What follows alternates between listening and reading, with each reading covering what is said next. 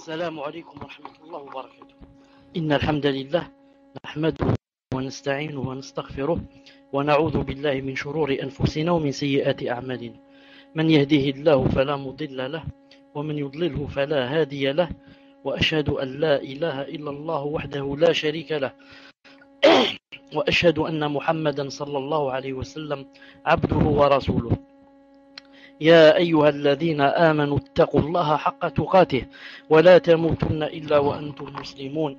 يا أيها الناس اتقوا ربكم الذي خلقكم من نفس واحدة وخلق منها زوجها وبث منهما رجالا كثيرا ونساء، واتقوا الله الذي تساءلون به والأرحام إن الله كان عليكم رقيبا. آمنوا اتقوا الله وقولوا قولا سدكم أعمالكم ويغفر لكم ذنوبكم، ومن يطع الله ورسوله فقد فاز فوزا عظيما. ألا إن أصدق الكلام كلام الله، وخير الهدى هدى محمد صلى الله عليه وسلم، وشر الأمور محدثاتها، وكل محدثة بدعة، وكل بدعة ضلالة، وكل ضلالة في النار. أما بعد. Nous sommes ce soir mercredi 12 Dhul Hijjah 1429 de l'Hégire, ce qui concorde avec le 10 décembre 2008 bi'idhnillahi azza wa jal. Nous sommes toujours avec le livre La personnalité de la musulmane. Nous sommes Inch'Allah Ta'ala au 45e cours. La fois passée, on s'était arrêté dans le sous-chapitre « Elle ne se comporte pas en homme ». La musulmane ne se comporte pas en homme. Et on avait montré qu'il était interdit, vraiment interdit, masculinisé. Et la même chose pour l'homme. Il lui est interdit de se féminiser.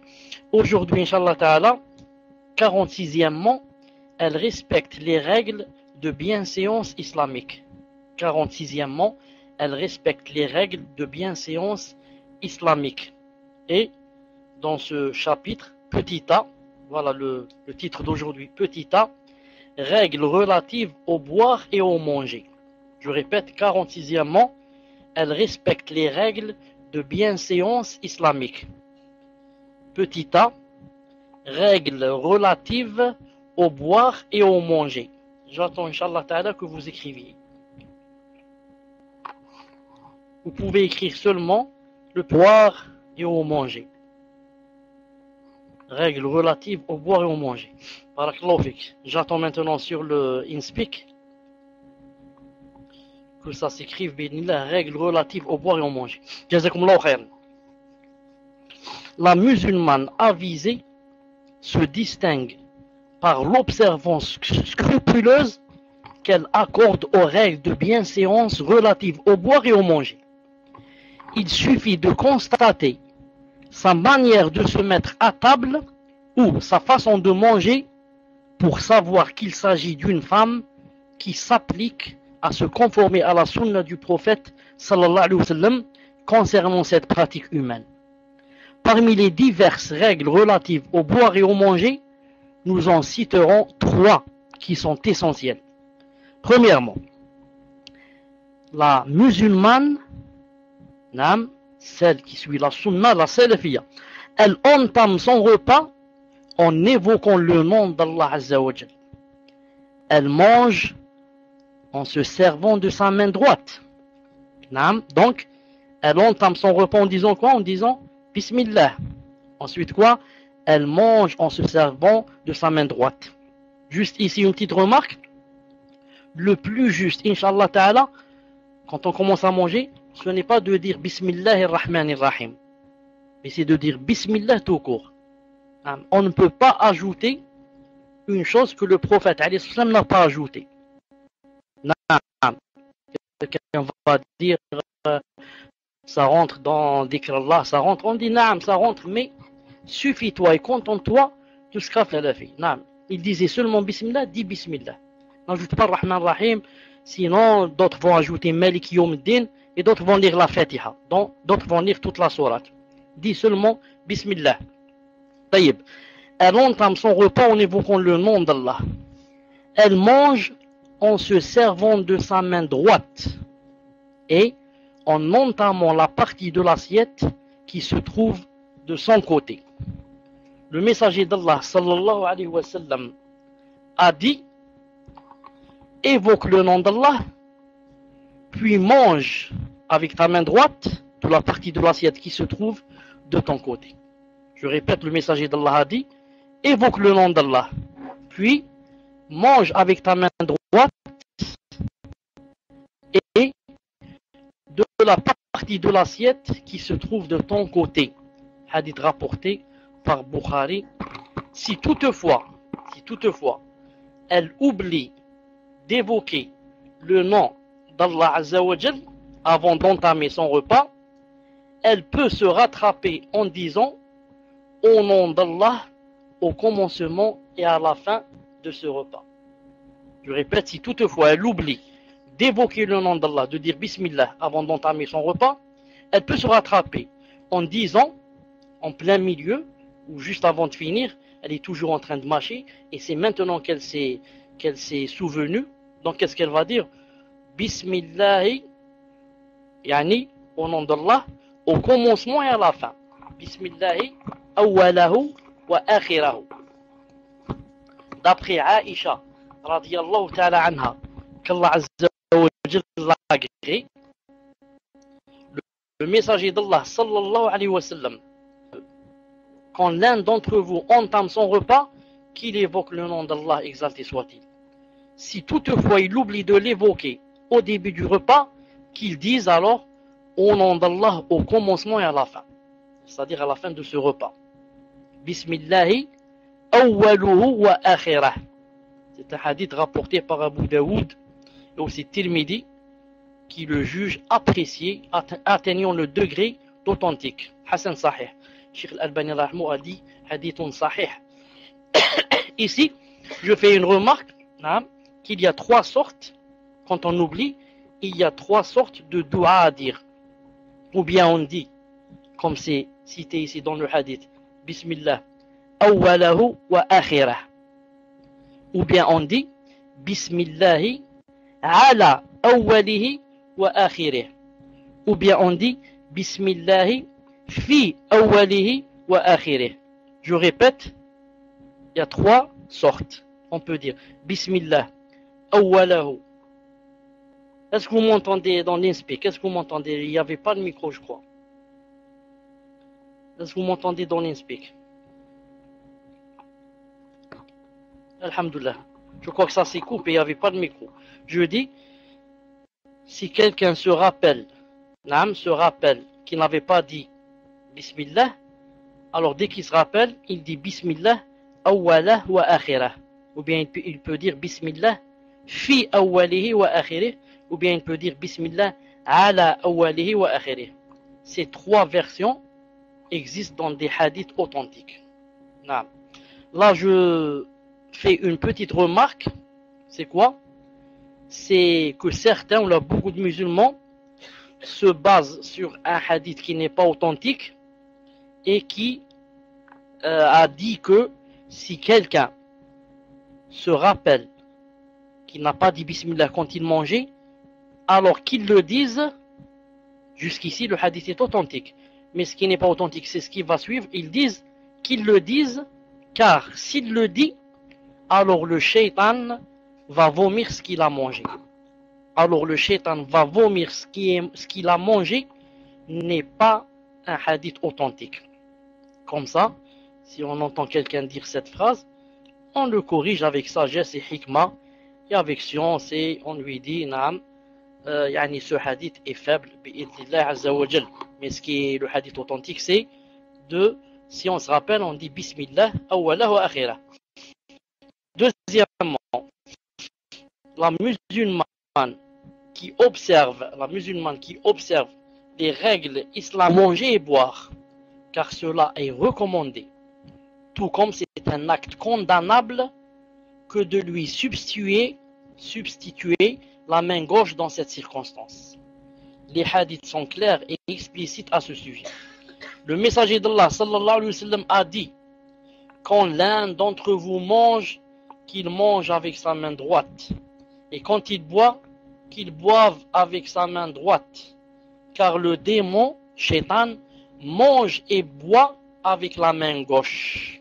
Hadith rapporté par Muslim. Je répète, le messager d'Allah a dit, quand l'un d'entre vous mange, qu'il mange avec sa main droite. Et quand il boit, qu'il boive avec sa main droite. Car le démon, le shaitan, mange et boit avec la main gauche.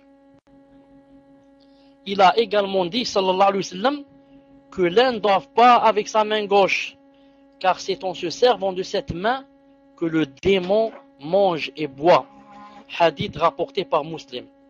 Je répète, que l'un d'entre vous ne mange pas avec sa main gauche et qu'il ne boive pas avec sa main gauche, car c'est en se servant de cette main que le démon mange et boit. Nafi' radiyallahu ta'ala anhu ajouté à cette variante et qu'ils ne s'en servent pas pour recevoir ou donner. Et qu'ils ne s'en servent pas pour recevoir ou donner. Donc le messager d'Allah sallallahu alayhi wa sallam accordait sa préférence à la main droite à propos de tout et recommandait à ses compagnons de l'imiter.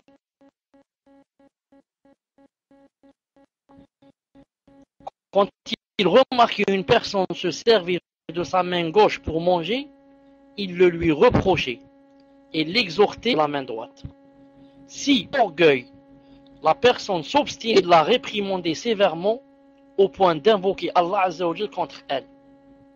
Muslim rapporte que Salama ibn al-Akwa radiyallahu ta'ala anhu a dit à un homme qui mangeait en se servant de sa main gauche en sa présence, le messager d'Allah sallallahu alayhi wa sallam a dit mange avec ta main droite.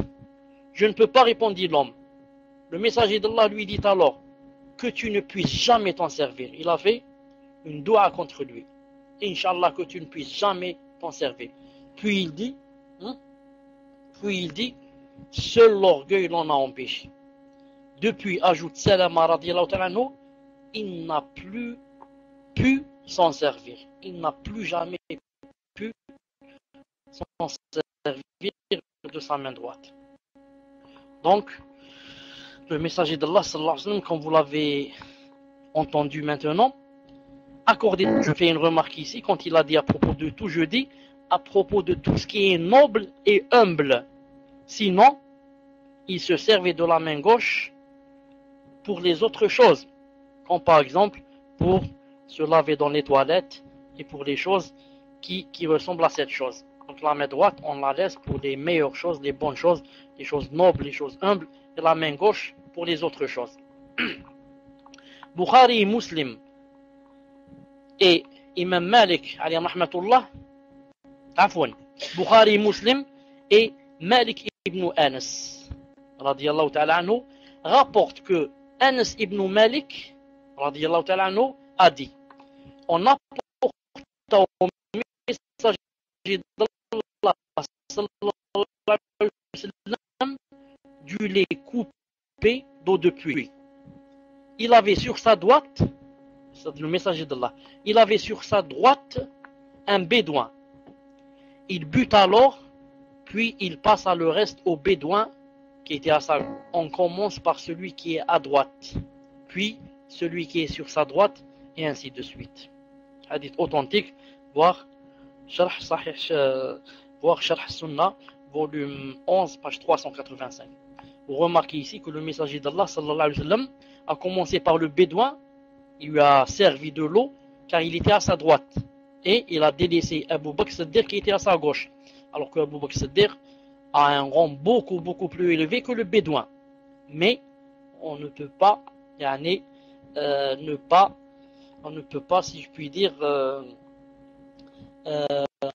ne peut pas contredire la sunna. La sunna dit qu'on commence par la droite, même si c'est un bédouin ou un enfant. Al-Muhim, Moussad, radiyallahu ta'ala anhu, a dit une fois, on offrit à boire au messager d'Allah sallallahu alayhi wa sallam. Ils ont bu, puis, comme il y avait à sa droite un jeune homme et à sa gauche des vieillards, il dit au jeune homme, me permets-tu de donner d'abord à ces vieillards? Non, répondit-il, par Allah, je ne céderai à personne ma part qui vienne de toi. Alors le messager d'Allah sallallahu alayhi wa sallam remit la coupe entre les mains du jeune homme. Voir Sharh Sunnah, volume 11, page 386. Une seconde, Inch'Allah. Ces textes, et bien la priorité à la droite, à propos de tout, est une importante règle de bienséance islamique, et que le vrai musulman doit s'évertuer à la respecter sans négligence ni permissivité. Tels sont les commandements du prophète sallallahu alayhi wa sallam, et c'est conformément à ces commandements que les compagnons et les épigones agissaient. Omar ibn al-Khattab radiyallahu ta'ala anhu, à titre d'exemple, accordait une importance extrême à cette question, c'est-à-dire le fait de manger avec la main droite, et ne manifestait aucune tolérance vis-à-vis de ceux qui la négligeaient. On rapporte à ce sujet qu'une fois, alors qu'il faisait ses tournées habituelles pour s'assurer des conditions de vie de ses sujets et prendre connaissance de leurs préoccupations, il remarqua qu'un homme se servait de sa main gauche pour manger. Il lui dit alors: ô serviteur d'Allah, Ya Abdallah, mange avec ta main droite. Peu de temps après, il revit le même homme en train de manger avec la main gauche. Mange avec ta main droite, en lui donnant cette fois un léger coup de cravache. Plus tard, il vit le même homme pour la troisième fois en train de manger avec la main gauche. Il lui donna encore une fois un léger coup de cravache et lui dit sur un ton grave: ô serviteur d'Allah, mange avec ta main droite. Alors l'homme lui répondit: ô commandeur, ma droite est occupée. Qu'est-ce qui l'occupe, lui demanda Omar. Le jour de Mut'a, répondit l'homme. C'est-à-dire que je n'ai pas de main droite. Elle a été coupée lors d'une guerre sainte, lors de Mut'a. En réaction à cette réponse, Omar radiyallahu ta'ala anhu fondit l'homme et le consola en lui demandant s'il y avait quelqu'un qui s'occupait de lui ou l'aidait à faire ses ablutions.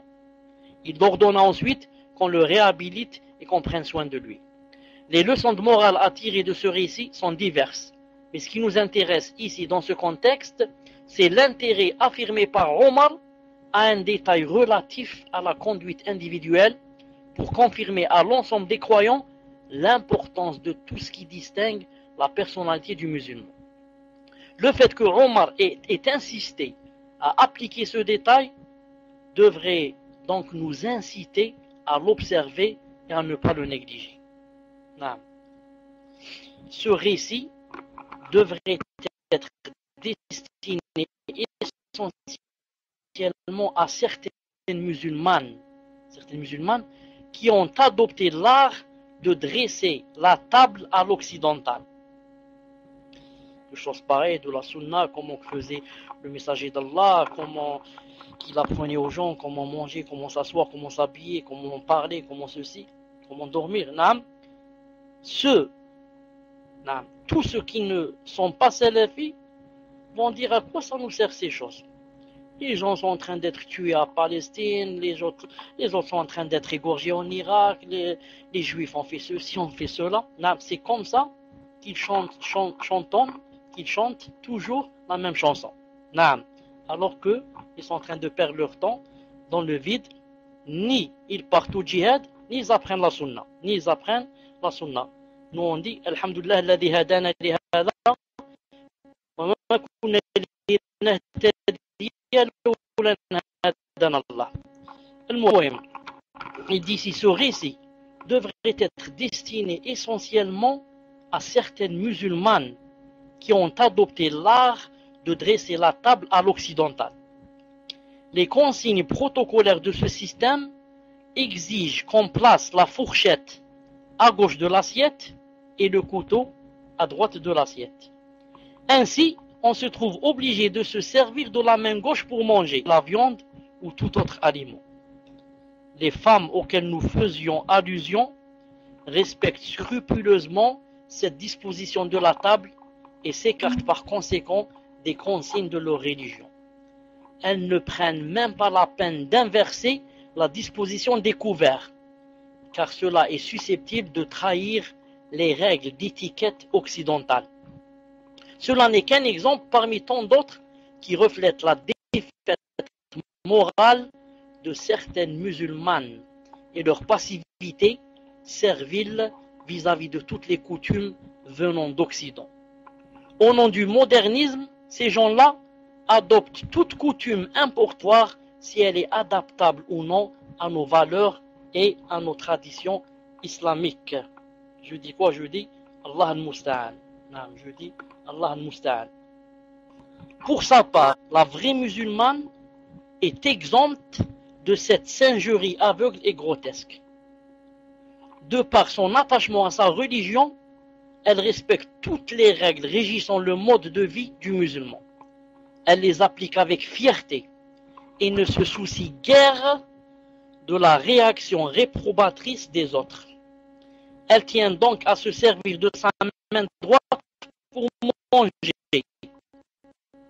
Et elle n'éprouve aucune honte à rappeler cette règle à celle qui la néglige par omission ou par... Troisièmement, la musulmane qui observe les règles islamiques mange de la partie de l'assiette qui se trouve de son côté. Elle ne tend pas sa main de l'autre côté de l'assiette pour qu'elle mange du côté de celui qui est de celui ou bien de celle qui est assise en face d'elle. Mais elle mange de quoi? De son côté. Notamment quand elle mange avec d'autres personnes dans la même assiette. On rapporte à ce sujet que Omar ibn Abi Salama radiyallahu ta'ala anhu, le beau-fils du prophète sallallahu alayhi wa sallam, a dit: j'étais encore enfant et sous la tutelle du messager d'Allah sallallahu alayhi wa sallam, comme je mettais maladroitement ma main dans l'assiette pour manger, genou, ya ghulam, genou, évoque le nom d'Allah, dis Bismillah, puis mange avec ta main droite et de la partie de l'assiette qui se trouve de ton côté. Hadith rapporté par Bukhari et Muslim. Qu'est-ce qu'on prend de ce hadith? Le messager d'Allah alayhi wa sallam lui a appris trois choses. Dis Bismillah avant de manger, première des choses. Mange avec ta main droite, deuxième des choses. Et mange de la partie de l'assiette qui se trouve de ton côté, troisième chose. Ensuite, il a dit ça à qui? À un genou, à un petit garçon. Donc, ce n'est pas on laisse l'enfant jusqu'à ce qu'il grandisse, 13 ans, 14 ans, ensuite on va lui apprendre ces choses. Il ne va plus les apprendre, c'est trop tard. C'est trop tard. Mais on lui apprend ça dès qu'il commence à comprendre. À 2 ans, à 3 ans, à 4 ans, dès qu'il commence à comprendre, à s'asseoir avec nous, à manger, on commence à lui dire, dis Bismillah, mange avec ta droite. Ne mange pas de l'autre côté, mange du côté qui est devant toi.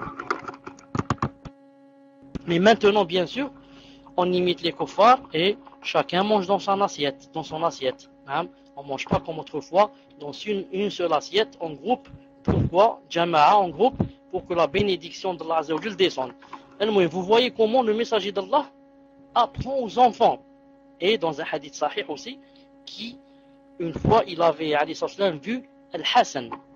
Si je me trompe, c'est le Hussein, l'un des deux. Hassan ou bien le Hussein. Ce qui est sûr, c'est l'un des deux beaux-fils, petit-fils. Il l'a trouvé en train de manger une date. Qu'est-ce qu'il lui a dit? Il lui a dit kr, regardez, une phrase que tout le monde dit. Il lui a dit kr.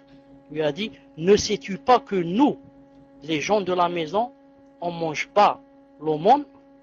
Ne sais-tu pas? Alors celui-là, il était très jeune. Peut-être qu'il mangeait, il marchait même en rampant, tellement il était jeune. La preuve, il lui dit kr. On dit kr à quelqu'un qui a peut-être 2 ans, 3 ans. Ce n'est pas quelqu'un qui a 8 ans ou 10 ans. Celui qui a 8 ans, on lui parle. Et malgré qu'il était jeune, il lui a appris que on ne doit pas, nous de la maison du messager de là, on ne doit pas manger de la sadara, de la zakat. Regardez, il ne dit pas, celui-là c'est un gamin, laisse-le, quand il va grandir, il va apprendre. Non, l'occasion est venue, je lui apprends. L'occasion est venue, il s'est trompé, je lui apprends, bi'idhnillahi azza wa jal. Taïeb, où est-ce qu'on était? Quand une musulmane mange avec ses doigts, il est convenable qu'elle le fasse posément et sans se précipiter. Le prophète sallallahu alayhi wa sallam avait l'habitude de manger avec les trois doigts de sa main droite. Et il ne trempait jamais sa main dans la nourriture de manière susceptible de répugner ses commensales. Les gens qui sont assis avec lui. Muslim rapporte que Ka'b ibn Malik radiyallahu ta'ala anhu a dit: j'ai vu le messager d'Allah sallallahu alayhi wa sallam manger avec trois doigts et les lécher quand il achevait son repas. Et les lécher quand il sallallahu alayhi wa sallam ordonnait aussi à ses compagnons de lécher leurs doigts avant de se les laver après le repas, et sans oublier aussi d'essuyer l'assiette. La raison de cette pratique est de ne laisser aucune part de bénédiction contenue dans la nourriture. Donc il est de la sunna de terminer ce qu'on a dans l'assiette. Et il est de la sunna aussi de se lécher les doigts quand on a mangé quelque chose qui laisse des traces, qui laisse comme de la sauce par exemple dans nos doigts. On se les lèche ensuite, si on veut, on va les laver. Mais on doit continuer aussi ce qu'il y a dans l'assiette. C'est pourquoi, car si on ne continue pas, on ne termine pas ce qu'il y a dans l'assiette, on risque de laisser la bénédiction, le baraka, on la laisse dans l'assiette. Ou bien la baraka, elle est dans les doigts. C'est pour ça qu'on doit les lécher et terminer ce qu'il y a dans l'assiette. Donc ce qui nous pousse à quoi? Ce qui nous pousse à ne pas se servir plus qu'on peut manger. Puisque j'ai dit, la sunna dit qu'on doit, quand je dis on doit, ça veut dire c'est pas obligé, mais la sunna c'est que on termine ce qu'il y a dans l'assiette. Et maintenant si on se sert beaucoup plus qu'on peut manger, donc on ne va pas terminer ce qu'il y a dans l'assiette. Donc on se sert seulement ce qu'on peut terminer. Ensuite si on a encore faim, on dit ajoutez-moi. Muslim rapporte que Jabir ibn Abdullah radiyallahu ta'ala anhu a dit: le messager d'Allah sallallahu alayhi wa sallam ordonnait de se lécher les doigts et de finir l'assiette après le repas. Il disait: vous ne pouvez savoir dans quelle partie de votre nourriture se trouve la bénédiction. Rapporté par Muslim, voire Sharh Sahih Muslim, volume 13, page 204. J'ajoute ici qu'il y a un hadith que l'auteur n'a pas cité, où le messager d'Allah sallallahu alayhi wa sallam a ajouté quelque chose. Il a dit: quand vous terminez de manger, vous vous léchez les doigts, léchez-vous les doigts, ou bien faites-les lécher. Faites-les lécher. Cheikh Al-Albani rahimahullah, dans Silsila Sahiha, a expliqué qu'est-ce que ça veut dire faites-les lécher. Faites-les lécher, ça veut dire, dites-moi par exemple, d'après vous, à qui je vais donner mes doigts pour être léché? Qui va me lécher les doigts? J'appelle le voisin, je lui dis lèche-moi les doigts. C'est impossible. Car si moi, un homme va me donner ses doigts, je ne vais pas les lécher. Donc, comme a dit Cheikh Al-Albani, c'est ou bien les enfants, ou bien la femme. Il est possible que l'épouse aussi ne veuille pas, mais les enfants, en principe, quand on leur apprend cette chose, ils le font. Ils le font facilement. Bi'idhnillahi azza wa jal. طيب. عفوا دقيقة. Il rapporte aussi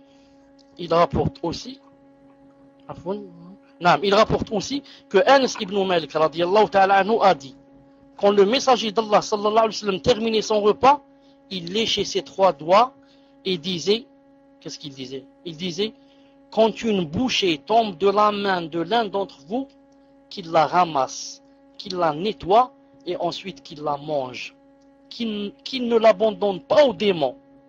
Il nous ordonnait aussi d'essuyer l'assiette et nous disait: vous ne pouvez savoir dans quelle partie de votre nourriture se trouve la bénédiction.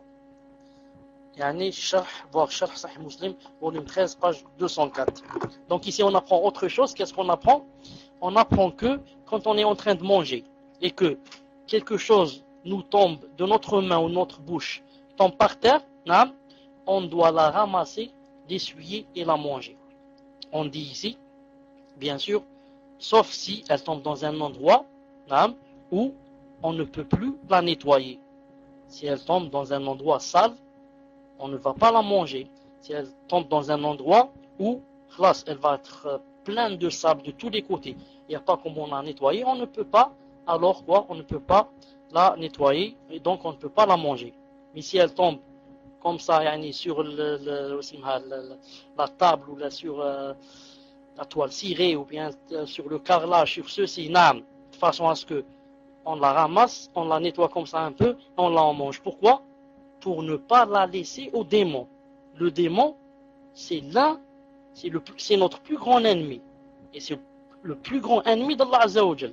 Allah Ta'ala a dit, Inna shaytana lakum adu, fattakhidou adoua. Il a dit, le shaytan est pour vous un ennemi. Prenez-le comme ennemi. Or, si je dois le prendre comme ennemi, je ne dois pas l'engraisser en lui donnant à manger.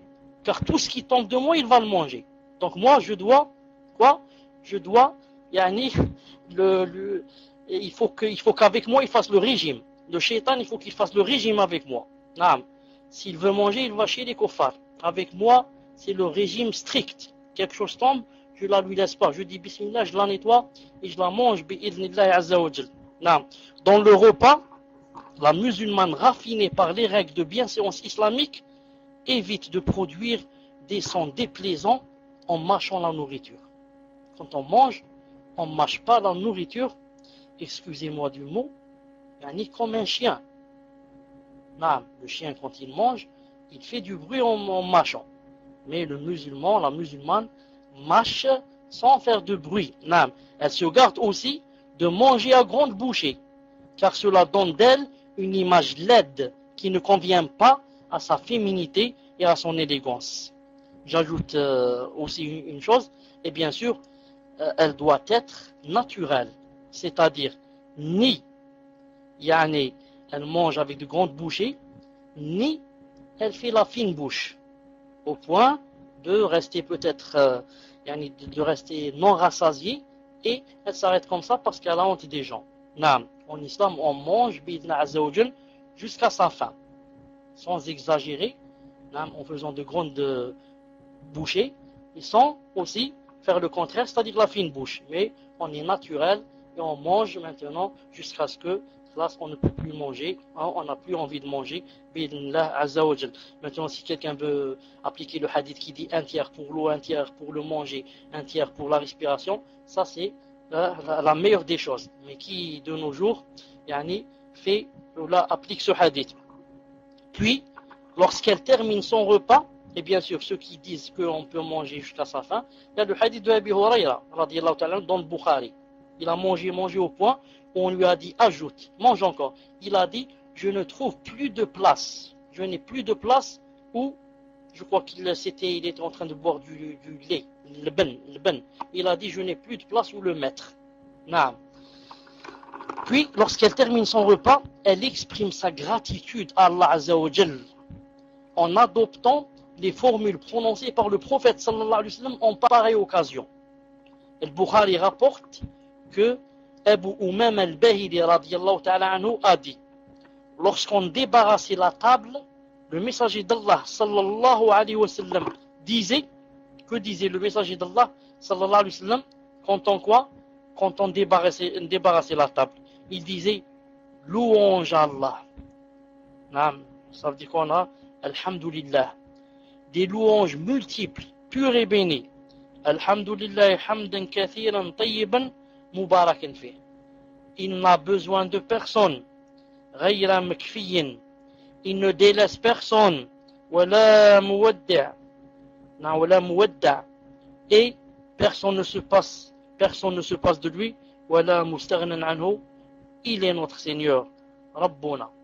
Comme ça disait le messager d'Allah sallallahu alayhi wa sallam dans un hadith bien sûr authentique. Si vous voulez que je vous dise où se trouve le hadith, je dirais le hadith se trouve de voir Sahih Abi Daoud numéro 3849.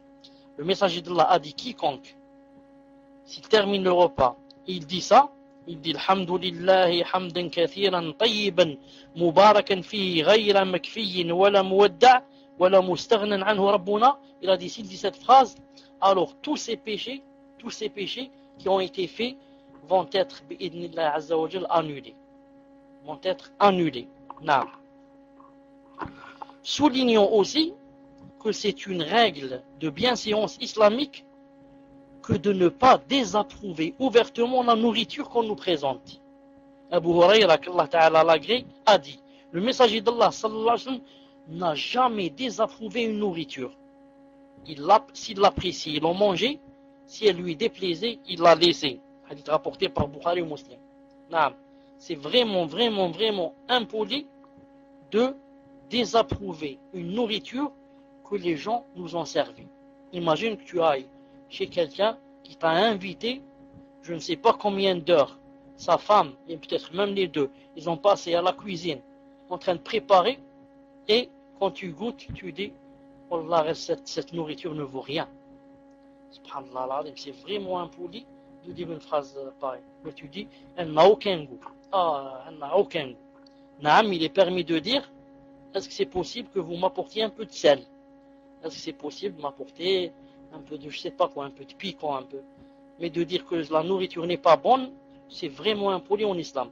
Alors si jamais elle ne nous plaît pas, et il est possible qu'elle ne nous plaise pas, car les habitudes changent d'endroit à endroit, de pays à pays, de région à région. Non, la meilleure, par exemple, le meilleur manger dans une région, peut-être chez des autres, ça ne se mange pas du tout. Si on le mange, on vomit. Alors que chez les autres, c'est le meilleur repas qu'ils t'ont servi.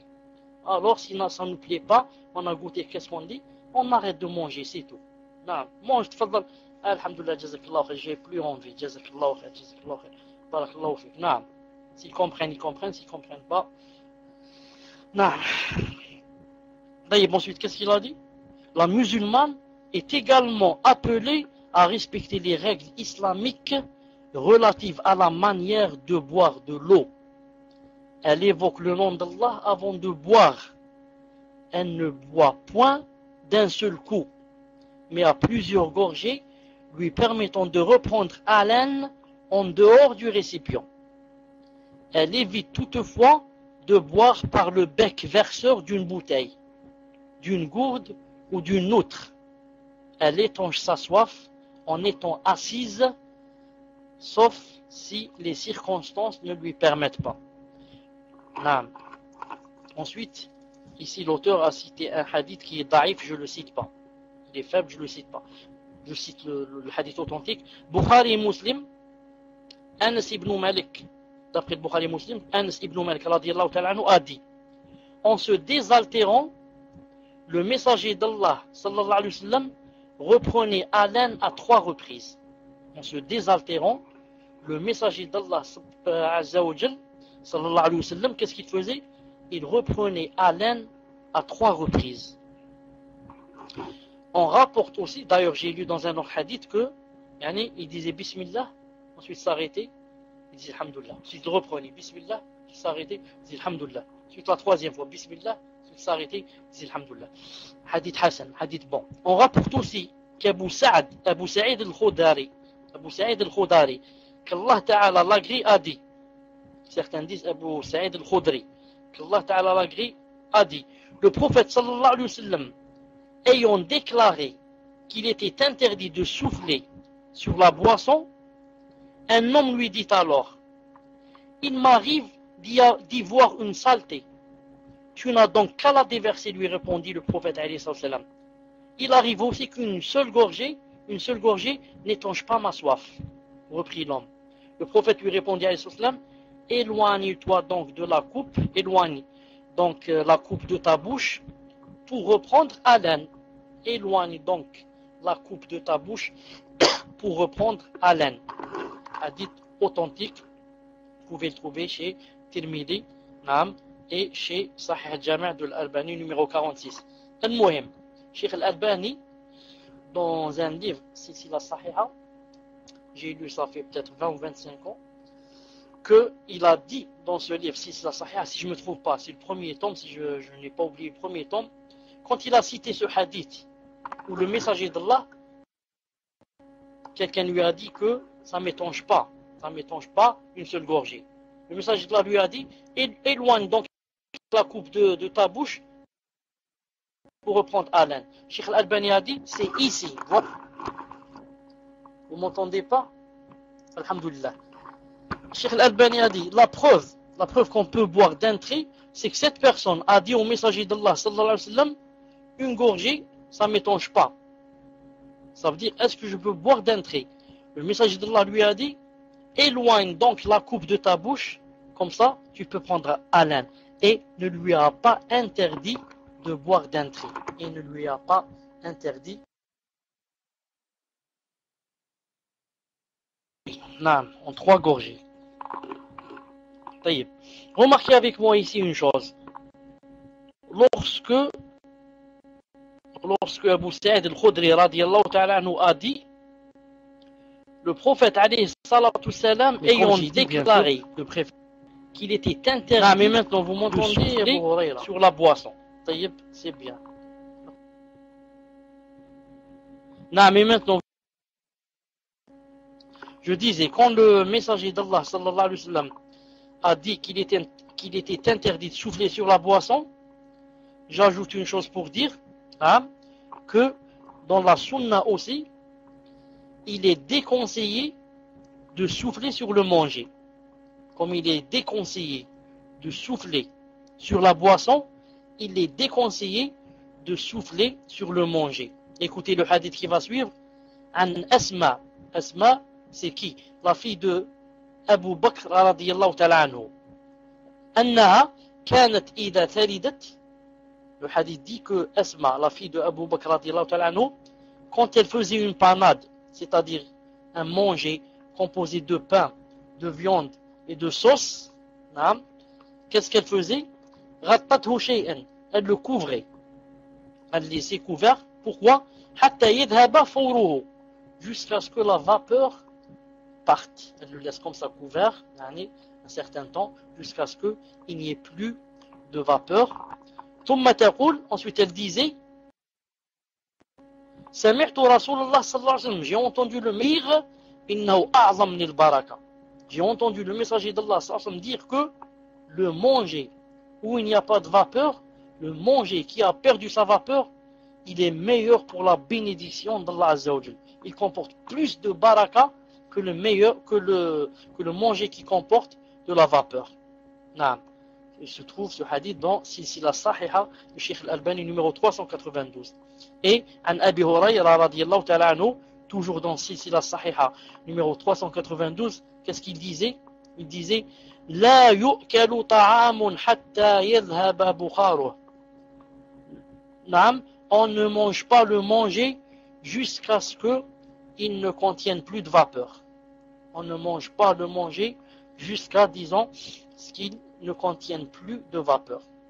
Donc les gens qui prennent comme ça le plat, par exemple de la soupe ou du couscous, et qui commencent à souffler à l'intérieur, pour le refroidir, cela bien sûr font une chose qui est contraire à la sunna. Mais il doit attendre jusqu'à ce que la vapeur aille, ou du moins la grande vapeur. D'ailleurs, même logiquement, si vous avez remarqué que quelqu'un, quand il mange une chose très chaude, subhanallah l'adim, il est en train de se brûler. Il est en train de brûler sa bouche et sa langue. Celui-là, il n'est pas en train de comment dirais-je, ce n'est plus un délice. De manger, c'est un délice, surtout quand on a faim. Mais celui-là est en train de se châtier. Il mange et il crie aïe, aïe, aïe, aïe, aïe. Et comme ça, jusqu'à ce qu'il termine. Notons enfin qu'il est préférable de boire en étant assis et d'éviter d'étancher sa soif directement par le verseur d'une bouteille ou de tout récipient destiné à conserver l'eau. Il y a un hadith qui dit que on ne boit pas d'un bec verseur d'une bouteille ou d'un autre récipient. Pourquoi? Sauf bien sûr quand on est dans des circonstances particulières. Pourquoi? Parce que comment dirais-je, il y a des gens qui sont comme ça, je ne sais pas comment on dit ça en français, mais je vois certaines personnes, si je le vois boire de la bouteille, je ne peux plus boire de cette bouteille. Il a bu directement de la bouteille. Je ne sais pas qui, si cette personne, peut-être qu'elle vient de boire de l'alcool, peut-être qu'elle fume la cigarette, peut-être qu'elle a une mauvaise haleine, peut-être. Pourquoi qu'il va boire comme ça directement de la bouteille? Qu'il boive dans un verre. Mais le messager d'Allah sallallahu alayhi wa sallam, dans un hadith authentique, a bu une fois directement du bec verseur d'une outre qui était comme ça, accrochée vers le haut comme ça. C'est pour ça que j'ai dit, dans des circonstances particulières, s'il n'y a pas de verre, et il n'y a que cette gourde, ou il n'y a que cette bouteille, il n'y a pas de verre, donc il y a moyen de ne pas boire par le bec verseur, on ne boit pas directement par le bec verseur. Et je terminerai par dire que les savants ont divergé sur le fait de boire debout. Est-ce que c'est permis ou ce n'est pas permis? Bien sûr, il y a des compagnons radiallahu ta'ala anhum qui ont bu debout. Même le messager d'Allah a bu debout. Mais n'empêche que le messager d'Allah sallallahu alayhi wa sallam, il nous a même interdit de boire debout, comme c'est dans le hadith authentique. C'est pour ça que les savants diffèrent. Ils disent, est-ce qu'on va prendre le hadith qui dit qu'il ne faut pas boire debout, ou bien on va prendre les hadiths où on a vu le messager d'Allah boire debout. Et bien sûr, ici, ça rentre dans ce qu'on appelle usul fiqh. Et comme Cheikh Al-Albani va dire, quand le messager d'Allah a bu debout, ça c'est un geste, ce n'est pas une parole. Mais ce qui nous intéresse, nous, c'est les paroles. Le messager d'Allah t'a dit, ne bois pas debout. Il a vu quelqu'un en train de boire debout, il lui a dit, est-ce que tu veux que le chat boive avec toi? Il a dit, non, ya Rasulallah, j'aime pas que le chat boive avec moi. Il lui a dit, alors qu'en est-il? Le shaitan a bu avec toi, quand tu as bu debout. Le shaitan a bu avec toi. Si tu n'aimes pas que le shaitan boive avec toi, comment se fait-il que tu permettes au shaitan, si tu n'aimes pas que le chat boive avec toi, comment se fait-il que tu permettes au shaitan de boire avec toi? Et c'est un hadith authentique qui se trouve dans la Sahih de Cheikh Al-Albani. Et Cheikh Al-Albani s'est basé sur un autre hadith où il est dit que le messager d'Allah a vu quelqu'un boire debout. Il lui a dit, que ça veut dire, va vomir. Et l'autre, bien sûr, a rentré ses doigts et a commencé à vomir. Le Cheikh Al-Albani a dit, si vraiment ce n'était pas interdit de boire debout, si c'était seulement makruh, déconseillé comme disent certains savants, est-ce que le messager d'Allah qui a été envoyé, rahma, miséricorde, rahma lil alamin, miséricorde pour les hommes, pour les animaux, pour les arbres, est-ce que le messager d'Allah qui a été envoyé en miséricorde va demander à quelqu'un de se faire du mal en rentrant ses doigts dans le gosier pour vomir à cause de quelque chose qui n'est pas interdit? Vous imaginez que le messager d'Allah fasse cette chose? Tu bois quelque chose qui n'est pas interdit, il va te dire, va mettre tes doigts dans ton gosier. Et vous savez, tout le monde sait que quand on vomit de nous-mêmes, ça fait pas mal. Mais quand on veut se faire vomir, c'est vraiment difficile. Alors, surtout si on n'a pas envie de vomir. Donc, Cheikh Al-Albani a dit, c'est là une preuve que vraiment, il est interdit de boire debout. Conclusion, moi je suis de l'avis qui dit, on ne boit debout que dans des circonstances particulières. C'est-à-dire, quand je suis dans une position où par exemple il y a une gourde qui est attachée en haut. Je ne vais pas enlever la chaîne et la faire descendre pour boire assis. Je bois debout. Je suis dans un endroit où il n'y a pas où m'asseoir. Je bois debout. Et comme ça. Et plusieurs fois, des fois on s'accroupit comme ça et on boit. On s'accroupit quand c'est possible et on boit. Sinon, on est dans un endroit où il n'y a pas de chaise, où il n'y a pas comment boire debout. Comment boire assis. Allah Azza wa Jal, je crois que c'est permis, en prenant des autres hadiths qui disent que le messager d'Allah a boit assis. Wallahu subhanahu wa ta'ala a'lam. Le prochain dars, inshallah ta'ala, aujourd'hui c'était les règles relatives au boire et au manger. Le prochain dars, les règles relatives aux salutations. Salutations, naam. Surtout aux sœurs qui, lorsqu'elles se quittent, elles disent pas salam alaikum, mais elles disent bye et bye bye, quelque chose comme ça, naam, bye et bye bye. Prochain dars, c'est sur bye et bye bye. Vous allez voir bye et bye bye quand vous vous quittez, que c'est interdit et qu'il faut dire salam alaikum. Taïb. On commence, j'ai dit on commence, je termine ici, je dis subhanakallahumma bihamdik, ashhadu an la ilaha illa ant, astaghfiruka wa atubu ilayk. Les questions, inshallah ta'ala, dans 5 minutes. Assalamu alaikum wa rahmatullahi wa barakatuh. Et je dis pas bye. programme qui s'appelle InSpeak. Et qu'il est dans le site, il est dans mon site pour celui qui veut quoi? Pour celui qui veut le télécharger. Là-bas, Inch'Allah Ta'ala, ça se coupe jamais. C'est pour ça qu'il est préférable d'être dans les deux. Si j'entends pas de ce côté, j'entends de l'autre. Alhamdulillah. Salam alaykum, Cheikh. Taqabbalallah minna wa minkum. Que Allah vous préserve. Lorsque l'on perd ses habitudes de les refaire, bien que l'on ne compte pas prier, pour suivre l'exemple du prophète, alayhi salatu wa salam, qui ne pouvait pas saluer une personne tant qu'il n'avait pas ses ablutions. Car on m'a dit que l'on faisait ses ablutions que pour prier ou pour lire le Coran ou avant de dormir. Tfadal Cheikh. Est-ce que vous m'entendez? Je n'ai pas entendu la question. Car il y avait l'écho. Il y avait l'écho. Maintenant, j'ai oublié, est-ce que c'est moi qui dois faire mute ou bien c'est vous? Est-ce que c'est moi qui dois faire mute ou bien c'est vous? J'avais l'écho, je n'ai rien entendu. C'est bon, cher, vous entendez bien? Vous avez plus l'écho, Inch'Allah. Alhamdulillah. Donc je répète le tawhid. Salam alaykum, cher. Taqabbalallah minna wa minkum. Qu'Allah vous préserve. Amin.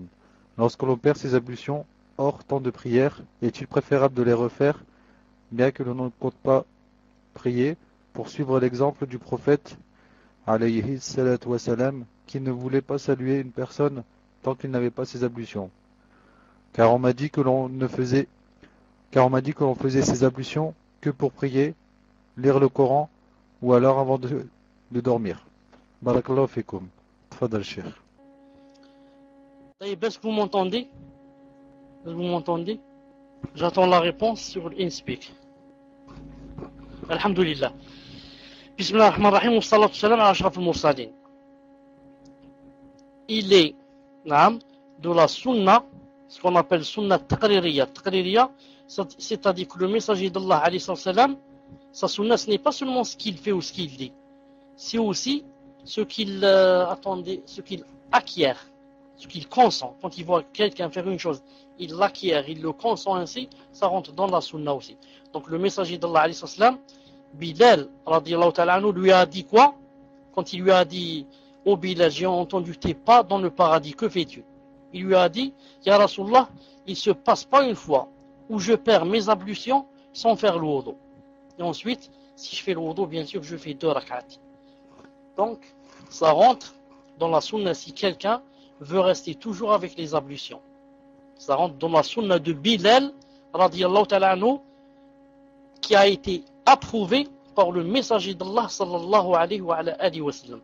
Car ce que fait Bilal tout seul, bien sûr, ce n'est pas la shra, ce n'est pas la religion, mais c'est que le messager d'Allah a approuvé Bilal quand il lui a dit, à chaque fois que je perds mes ablutions, j'en fais de nouvelles. Naam. Fadlan, Inch'Allah, le prochain. Assalamu alaykum wa rahmatullahi wa barakatuh. Taqabbalallah minna wa minkum. Uhibbukum fillah, Cheikh. Est-ce qu'un audio à la maison de Surat al-Baqarah nous protège de Shaitan ou faut-il la lire, sachant qu'on ne sait pas tous lire l'arabe? Tfadal Cheikh. Wa alaykum salam wa rahmatullahi wa barakatuh. Barakallahu fi akhina Saifuddin. Et qu'Allah Azza wa Jalla, comme il m'a aimé, il m'a fait rappeler une chose, c'est quoi? C'est de vous dire Taqabbalallah minna minkum pour l'Aïd. J'ai complètement oublié, quoique je l'ai dit, je l'ai laissé dans le site, Inch'Allah Ta'ala. Et, je le dis encore une fois maintenant, Taqabbalallah minna minkum. En ce qui concerne Surat al-Baqarah, bien sûr, la meilleure façon, c'est de la lire, bi'idhna Azza wa Jalla. Mais, ne pas la lire et la faire réciter, ça joue aussi, bi'idhna Azza wa Jalla, un rôle. Ça joue aussi, comme on dit certains savants, ça joue aussi le rôle de faire quoi? De faire expulser Satan, bi'idhna Azza wa Jalla. C'est pour ça que si on peut la faire réciter, on la laisse comme ça réciter, surtout si on entend ce qu'il est en train de réciter. Et bien sûr, celui qui la lit, celui qui lit est meilleur. Tfadlan, Inch'Allah, le suivant. Donc là, on passe à InSpeak, Inch'Allah. C'est à Mohammed 222. Donc j'ai la question en PV, Inch'Allah. Salam alaykum, Cheikh. Barakallahu fikum. Ma question porte sur le port de l'or pour la femme. Je partage l'avis de Cheikh Al-Albani, rahimahullah. Cependant, je voudrais savoir ce que signifie précisément le mot circulaire. Est-ce que ce terme englobe les bijoux comme les colliers, bracelets, gourmettes, etc. Tfadal Cheikh. Wa alaykoum salam wa rahmatullah wa barakatuh. Naam, si la sœur, ou bien la personne qui a posé la question, si elle est de l'avis de Cheikh Al-Albani, elle ne doit mettre aucun bijou circulaire. Et circulaire, c'est comme elle a dit elle, ça veut dire le bijou qui tourne autour de quelque chose. C'est comme le collier, il tourne autour du cou. Et le bracelet tourne autour du poignet. Et la bague tourne autour du doigt. Naam. Si elle veut mettre par exemple des boucles d'oreilles, il ne faudrait pas que les boucles d'oreilles soient en cerceau. Elles se terminent comme ça, elles font un cercle. Il faudrait qu'elles soient coupées pour que les deux choses, les deux bouts ne se rejoignent pas, pour qu'il y ait un vide. C'est pour ça qu'il y a maintenant des boucles d'oreilles qui ne sont pas sous forme de cerceau comme ça. C'est comme une pincette comme ça, on la met sur l'oreille et ça descend comme ça. Donc pour celui qui prend cet avis, il n'est permis que les bijoux qu'on peut accrocher sur les vêtements. Par exemple sur sa poitrine, elle peut accrocher par exemple un bijou, mais sans qu'il tourne autour de son cou ou bien autour de son doigt et comme ça. Tfadal, Inch'Allah, suivant. Donc là, c'est à Saoudia. Tapez 1 lorsque la question est terminée, Inch'Allah. Assalamu alaikum wa rahmatullahi wa barakatuh. Hayakumullah. Une sœur vous pose la question suivante.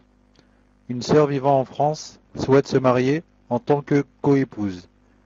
Mais une fois mariée, elle ne pourra pas quitter tout de suite le territoire français pour cause administrative. Son prétendant est en Algérie, ainsi que sa femme. Elle voudrait savoir quel est son droit. Premièrement, son droit au niveau des visites est-il égal à celui de sa première femme? C'est-à-dire, s'il passe un mois avec une, doit-il passer un mois avec l'autre, sachant qu'elle n'est pas dans le même pays? Deuxièmement, si la femme touche de l'argent de l'État en France, est-il quand même dans l'obligation de lui verser de quoi se nourrir, se vêtir et payer, etc. Barakallahu fikum. Tfadal Cheikh. Wa alaykoum salam wa rahmatullah wa barakatuh. Vous m'entendez? De toute façon, le son est très mauvais. Le son est très mauvais dans le paltalk aujourd'hui. الصوت رديء جدا على البالتوك. le son est très mauvais sur le paltalk aujourd'hui. قدر الله ما شاء فعل. المهم, ça coupe beaucoup. Je ne sais pas si vous entendez bien les réponses. Mais nous, alhamdoulilah, sur le InSpeak, c'est clair. 1, 2, 1, 2. Je ne sais pas si je vais répondre ou pas. Ça, j'ai peur que mes réponses ne soient pas bien comprises. طيب. Je dis, et si vous ne me comprenez pas bien, vous le dites, Inch'Allah Ta'ala. Pour la première question, quand un homme a 2 épouses, il doit être équitable envers les deux. S'il passe un mois chez celle-ci, il passe un mois chez l'autre. S'il passe une semaine chez celle-là, il passe une semaine chez l'autre. Et comme ça. Sauf si l'une des 2 épouses se désiste et dit, ça ne fait rien. Tu peux rester chez l'autre 3 mois et chez moi 1 nuit. Si c'est elle qui se désiste et elle est libre. Sinon, il est obligé de faire la même chose. Même d'ailleurs, vous pouvez lire dans Fatawa al-Lajna al-Da'ima, vous pouvez lire que ils ont dit que même si quelqu'un part par exemple en vacances avec l'une de ses femmes, ils ont fait par exemple le Qur'an, ils ont fait ce qu'on appelle tirage au sort. Il est parti avec une de ses femmes pendant 1 mois. Quand il revient, il doit rester 1 mois avec la deuxième. Sauf si elle se désiste, elle lui dit, ça ne fait ça partager normalement 1 nuit, et comme ça. Pour la deuxième question, quand quelqu'un se marie avec une femme, même naam, si elle a de l'argent qu'elle a hérité ou bien de l'argent qui vient d'autre part, naam, même si un pays les sépare, naam, même si un pays les sépare, même si un pays les sépare, sauf quoi?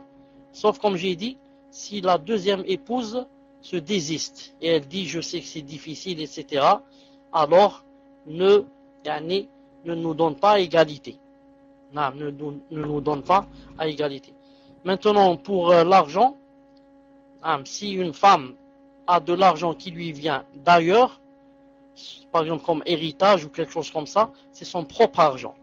Certes, elle n'a pas le droit, d'après le hadith du messager d'Allah sallallahu alayhi wa sallam, authentifié par Sheikh Al-Albani, elle n'a pas le droit de s'en servir à sa guise. Elle doit demander le consentement de son mari.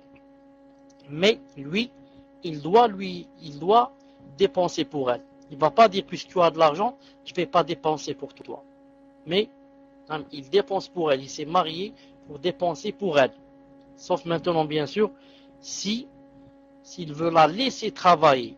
S'il veut la laisser travailler, en contrepartie, il lui dit, à condition que c'est toi maintenant qui dépenses pour toi. Donc c'est d'après leurs conditions. Mais si jamais l'argent est venu d'autre part, pas le travail, comme un héritage, etc., ou quelqu'un lui a donné de l'argent bénévolement, il doit dépenser pour elle. Tfadla, Inch'Allah, la prochaine question. Donc là, c'est Oumou Asma. Salam alaikum, Cheikh. Une sœur de la Roum demande: si un homme et sa femme suivent chacun un avis de savant différent, quel est l'avis qui prime? Est-ce que la femme doit prendre le même avis du savant que son mari, ou a-t-elle le choix? Jazakumullahu khayran. Tfadal, Cheikh. Est-ce que vous m'entendez? Alhamdulillah. Je donne encore, comment on dit ça, je cherche le mot, la nasiha. Je donne encore la nasiha aux frères et sœurs de télécharger le InSpeak. Comme ça, quand le son est mauvais dans le paltok, on ferme carrément et on reste dans l'autre, et on reste dans le InSpeak. Quand le son est très mauvais comme aujourd'hui, on ferme carrément le paltok et on reste dans le InSpeak bi'idnillahi subhanahu wa ta'ala. Et c'est un logiciel comme les autres, vous l'installez, vous vous inscrivez, vous mettez un pseudo, par exemple Youssef ou la Muslim 029 ou là, vous essayez de garder le même comme dans le paltok, sinon c'est un autre, et un mot de passe et vous rentrez. Inch'Allah ta'ala. Je dis, la femme en islam adore Allah Azza wa Jalla avec avec la vie duquel elle a été convaincue. Et elle ne suit pas son mari dans les adorations d'Allah Azza wa Jalla. Si elle est convaincue que cette chose est haram, et son mari est convaincu qu'elle n'est pas haram, elle ne la fait pas. Naam.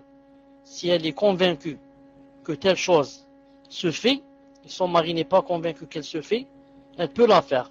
Sauf dans les cas où, si elle fait la chose, il risque d'avoir un confrontement entre elle et son mari. Je donne un exemple. Supposons qu'elle soit de l'avis des 4 imams. Abi Hanifa, Malik, Shafi'i et Ahmed, rahimahumullah, qui disent que le visage de la femme n'est pas une aura et que son mari soit de l'avis des grands savants de l'Arabie Saoudite qui disent que elle doit cacher son visage. Non. Comment qu'elle doit faire? Normalement, elle ne le cache pas parce qu'elle est convaincue. Mais s'il y a un problème avec son mari qui dit il faut que tu caches, sinon on divorce. Dans ce cas, il lui est conseillé vivement, d'ailleurs elle rentre dans l'obéissance de son mari, alors dans ce cas, elle va cacher son visage, même si elle n'est pas convaincue de cela.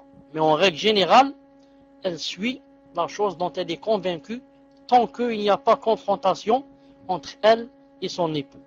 Naam, tfadla Inch'Allah, suivant. Naam, cher. Donc là, on passe à InSpeak. Si vous pouvez enlever le raid à Ibn Mustafa. Ibn Mustafa, posez la question, Inch'Allah. Ibn Mustafa, Est-ce que vous êtes là, Inch'Allah? Je l'ai envoyé en PV. J'ai rien reçu en PV. J'ai pas la question. Renvoyez-la, Inch'Allah. Oumnaoufel, posez la question, Inch'Allah. Donc, Ibn Mustafa, j'attends que vous fassiez copier-coller, Inch'Allah. Ibn Mustafa, la question que vous posez en PV, elle passe pas. J'ai juste le début. Salam alaikum, shir, une, et après, il n'y a plus rien. Posez-la directement sur la room, Inch'Allah. Oumnaoufel, est-ce que vous êtes là, Inch'Allah? Là, on est toujours sur InSpeak. Le Abdelaziz. Alhamdoulilah, la question est passée, Inch'Allah. Salam alaikum, shir, une sœur demande. Cela fait presque 6 mois que je suis marié et je n'arrive toujours pas à consommer le mariage. Avec mon mari, je fais tout mon possible, mais à chaque fois, il y a un blocage. Tous mes muscles se crispent et rend le tout impossible. Tfadal, shir. Ah, Afwan, c'est pas fini. Donc tapez 1, Inch'Allah, lorsque la question est terminée, Inch'Allah. Donc je répète, Inch'Allah. Salam alaikum, shir. Une sœur demande. Cela fait presque 6 mois que je suis marié et je n'arrive toujours pas à consommer le mariage. Avec mon mari, je fais tout mon possible, mais à chaque fois il y a un blocage, tous mes muscles se crispent et rend tout impossible. Cela me fait souffrir énormément, car je prive mon époux de ses droits sur moi, bien qu'il patiente, mais le pire, c'est que je ne comprends pas pourquoi je suis bloqué comme ça. À cause de tout ça, je suis perturbé, je n'arrive pas à dormir la nuit, et je n'arrête pas de penser et de pleurer. Pouvez-vous me conseiller, barakallahu fikum, qu'Allah vous récompense. Amin. Tfadal, Cheikh. Alaykoum salam wa rahmatullahi wa barakatuh. Fih saut? Alhamdulillah. Cela dépend d'une des deux choses. Cela dépend d'une des deux choses. La première des choses, et c'est une chose rare, mais qui est arrivée. C'est une chose rare qui arrive et qui est arrivée. C'est quoi? C'est que la femme a consommé le mariage et ne sait pas qu'elle a consommé. Ensuite, peut-être qu'elle a consommé ça fait un certain temps. Ensuite, elle ne sait pas. Et puisque elle est restée toujours comme ça, alors à chaque fois, et bien sûr elle croit qu'elle n'a pas consommé, alors chaque fois que son époux s'approche d'elle, ça lui fait tellement mal qu'elle se crispe et qu'elle ne le laisse pas, etc. Pourquoi? Parce que cet endroit n'est pas habitué à cette chose, parce qu'elle est nouvelle en cette chose, là, et elle ne sait pas que la chose a été déjà faite, et que bien sûr maintenant ça fait mal parce qu'elle a besoin d'une certaine habitude. J'ai dit ça, c'est la première des choses. C'est un peu rare, mais ça arrive. Et des sœurs, plusieurs même d'elles, l'ont vécu. Ça, c'est la première. La deuxième des choses, c'est ce qui arrive à la plupart des femmes qui, on les ensorcelle. On les ensorcelle. Et pour enlever, on leur fait de la sorcellerie pour que le mari ne puisse rien faire avec elle, ne puisse pas consommer le mariage. Et on fait ou bien à la femme, ou bien on fait à l'homme. Si on fait à l'homme, c'est comme s'il n'avait plus rien en lui. Et si on fait à la femme, c'est comme s'il y avait un mur que personne ne peut casser. Donc dans ce cas, il faudrait on va voir celui qui est ensorcelé, est-ce l'homme ou bien la femme, ou bien de préférence les deux. Il doit prendre une douche avec de l'eau. On fait ramener une cuvette d'eau, on la remplit d'eau. Ensuite, on prend 7 feuilles de sidra. On achète ce qu'on appelle le jujubé, sidra. On achète 7 feuilles. Ensuite, ces 7 feuilles, on les met entre 2 cailloux. On prend 2 cailloux. On les met comme les cailloux de Taïmoum là. On met les feuilles une à une. Pas obligé qu'on les mette à la fois, une à une. Et on les écrase avec l'autre caillou. On frappe, tac, tac, tac, tac, tac, tac, sur la feuille qui est sur le caillou. Tac, tac, jusqu'à ce qu'elle devienne miette. Et on la jette dans la cuvette.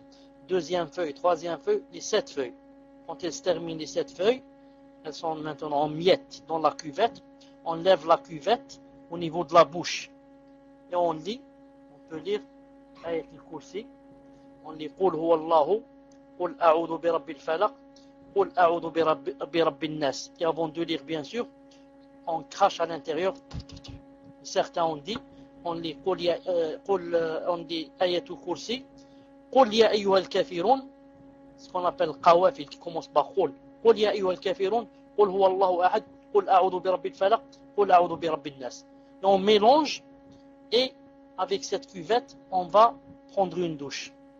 Bi'idhnillah azza wa jal, et certains disent, on voit aussi un peu, bi'idhnillah azza wa jal, si c'est de la sorcellerie qui empêche la consommation de mariage, elle partira bi'idhnillah azza wa jal, d'après la foi qu'on a dans le cœur et la sincérité en islam.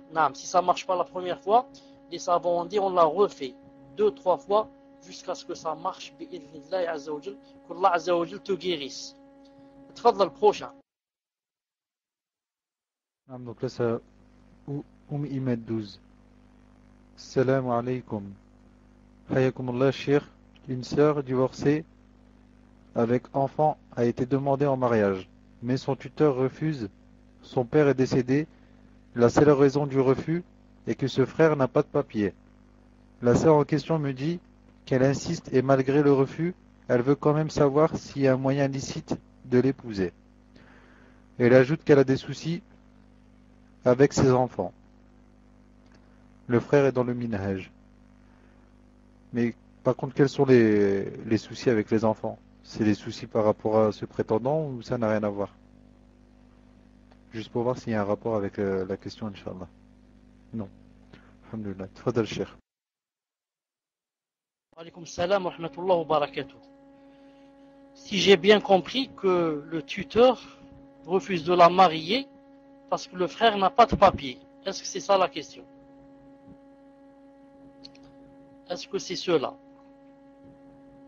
Non. En fait, en islam, le tuteur, pourquoi la femme a besoin d'un tuteur?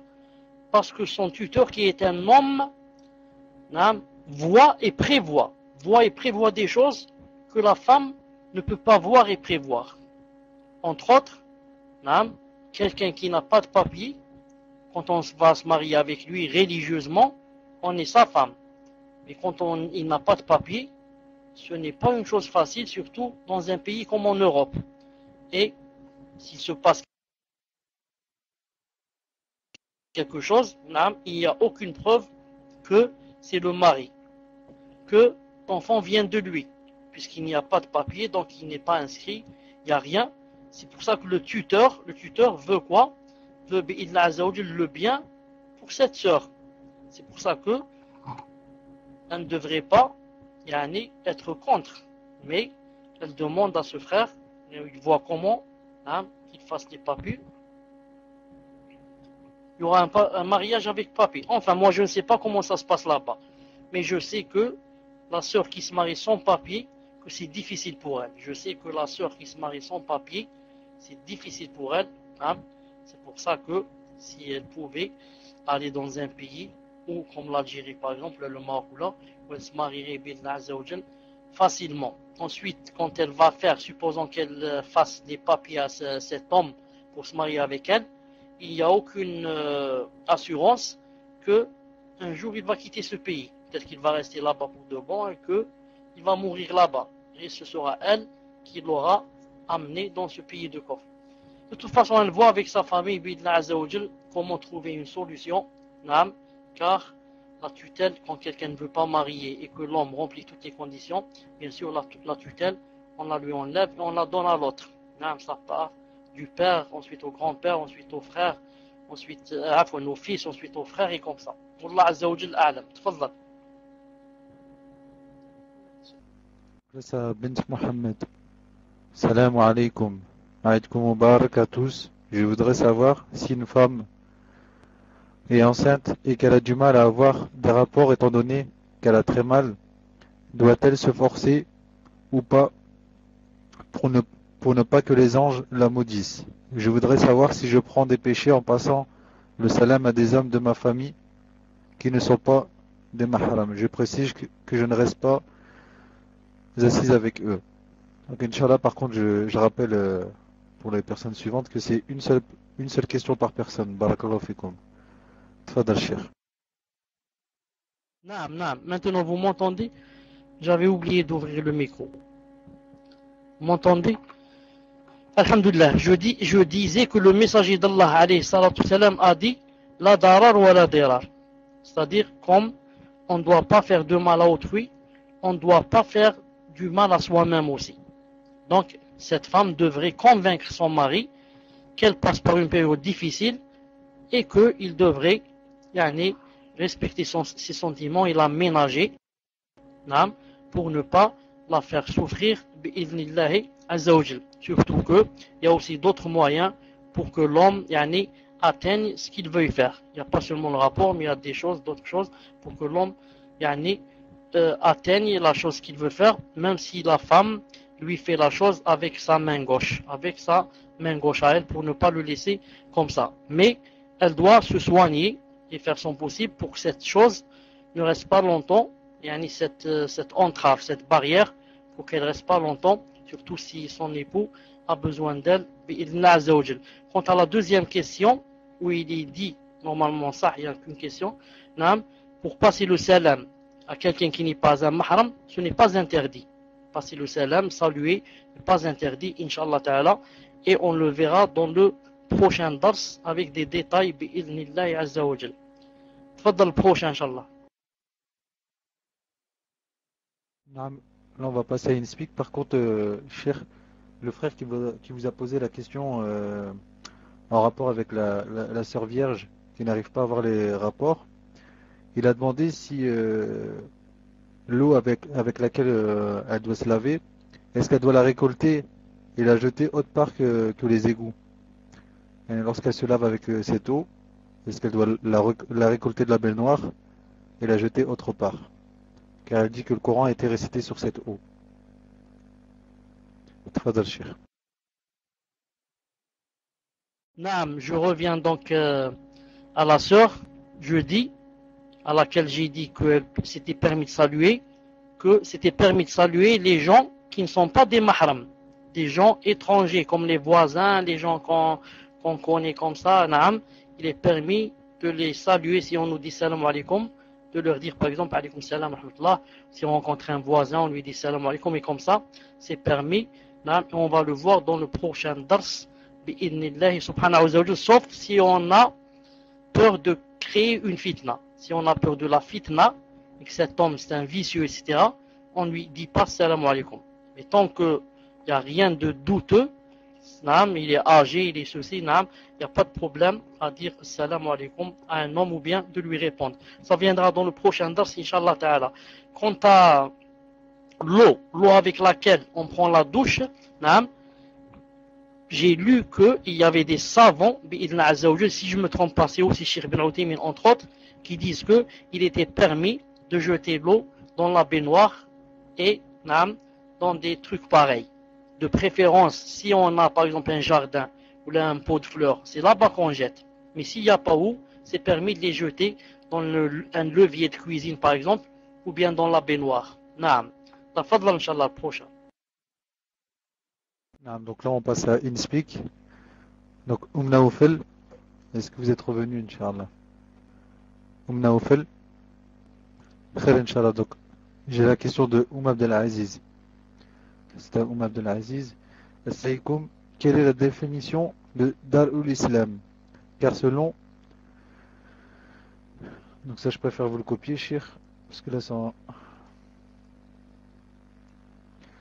Abdelaziz, est-ce que vous pouvez copier juste le passage sur la Rome, Inch'Allah. J'ai la question. Un pays devient musulman lorsqu'on peut y participer ouvertement, lorsqu'on peut y pratiquer ouvertement sa religion et que la charia est appliquée. S'il y a divergence, veuillez les citer. Barakallahu fikoum. Tfadal, Cheikh.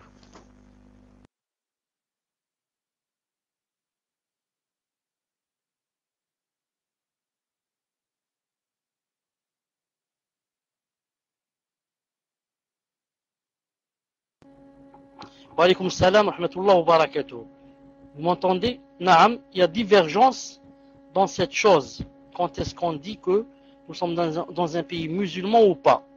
Vous pouvez lire ça dans le livre Sayyid Jarrar de Shawkani rahimahullah. naam, il a bien cité cette chose. Et Cheikh Muqbil aussi, rahimahullah, j'ai comme un fichier de lui où il parle de cette chose. Il montre la différence, la divergence des savants. Et je crois que l'avis le plus sur Bidna Azzawajal, c'est le pays où le gouvernant est musulman, et on peut pratiquer l'islam, les piliers yani, sans contrainte. C'est-à-dire, je peux mettre le djilbab, je peux aller à la prière. Bon, le djilbab, ça, c'est pas un pilier, mais je le mets carrément sans interdiction. Je vais à la prière, j'entends l'adhan, c'est permis yani, de faire la prière partout, etc. Et ce n'est pas parce que on doit appliquer la charia yani, dans sa conformité. Il ne faut pas qu'il y ait d'alcool, il ne faut pas qu'il y ait la zina, sinon on n'est pas dans un pays musulman. Cela n'est pas vrai, car le messager d'Allah a dit, quiconque se tourne vers notre qibla, égorge comme nous égorgeons, et fait la prière comme nous la faisons.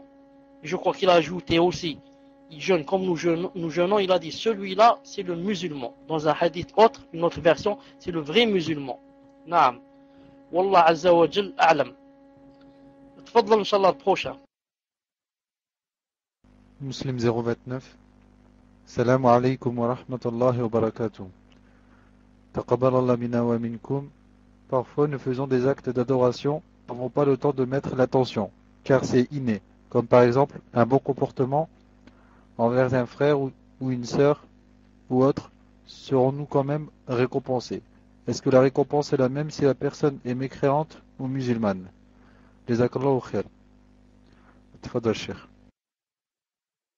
Wa alaykum salam wa rahmatullahi wa barakatuh. Les savants ont dit qu'il était impossible que quelqu'un fasse quelque chose sans intention. Il était impossible que quelqu'un fasse un geste sans intention. Mais des fois, lui, la personne, ne ressent pas cette intention. Il ne ressent pas qu'il a une intention qui l'a poussé à faire ce geste. Mais il n'y a jamais un geste comme ça sans intention. Même si on se gratte la tête, il y a toujours une intention pour faire cette chose. Quant au bon comportement envers un frère ou une sœur, quand on le fait, c'est en général, c'est un comportement, s'il est bon, c'est en général parce qu'il est dicté par des règles générales de l'islam.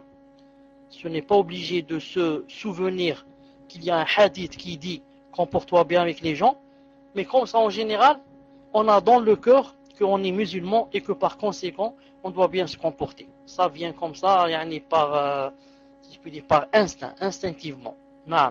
Mais en fait, c'est venu à cause de la foi qu'on a à l'intérieur et à cause de l'islam qu'il y a. C'est lui qui nous a poussé, même sans le vouloir comme ça, à se comporter ainsi. C'est pour ça que dans la globalité, on a des récompenses. Mais si on se souvient par exemple du hadith ou bien du verset avant de se comporter avec telle ou telle personne, bien sûr les récompenses se multiplient et grandissent. Même avec le kafir, quand on se comporte bien, on a aussi des récompenses. Si on a dans l'idée qu'on se comporte bien avec l'intention pour mieux propager l'islam, pour lui donner à ce kafir une belle image de l'islam. Dans ce cas, on a aussi quoi? On a des récompenses. Car si on a des récompenses en attirant les gens vers l'islam, comme dans le hadith de Ali, où le messager d'Allah a dit que si Allah Azza wa Jal guide une personne et que tu en sois la cause, c'est mieux que les plus belles chamelles qu'il y a. Donc, si on a de la récompense, on attire quelqu'un, surtout s'il est kafir, la même chose, on a aussi de grands péchés si on fait fuir quelqu'un de l'islam, comme font les takfiriyon et les khawarij de Palestiniens et la clique, et Salah 19. Naam, tfadlal inshallah.